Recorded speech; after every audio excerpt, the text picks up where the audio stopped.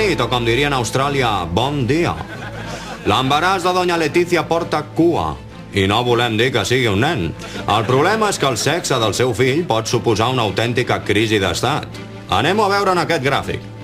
Si surt nena no hi ha cap problema. Si surt nen s'ha de canviar la Constitució perquè regni Leonor, que no és cap detergent. Si surten bessons s'ha de cronometrar qui és el primer en néixer. I si surten trigèmins regnaran tots tres, com els tres reis mags. Sobretot si un dels tres és negre.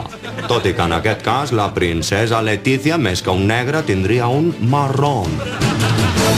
Cada dia més gent està cansada de sentir a parlar de l'11M.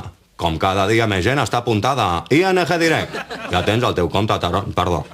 L'únic que no està cansat és Ángel Acebes i està fent declaracions al Congrés. Connectem-hi. Señores del PSOE, ¿es que no leen ustedes El Mundo? ¿No?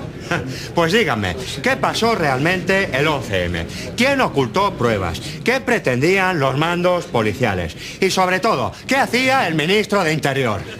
¿Qué hacía? ¿Es que estaba jugando al dominó, el ministro? ¿Por qué no se juzga a ese individuo? ¿Por qué no se le investiga? Tiene que pagar por ello, porque él nos llevó a una guerra ilegal en Irak y permitió el desastre del Prestige. Sí, señor Acebes, usted tiene que pagar por ello. No se salte, señor Acebes, nunca más. No a la guerra. ¡Fuera yo! ¡Fuera!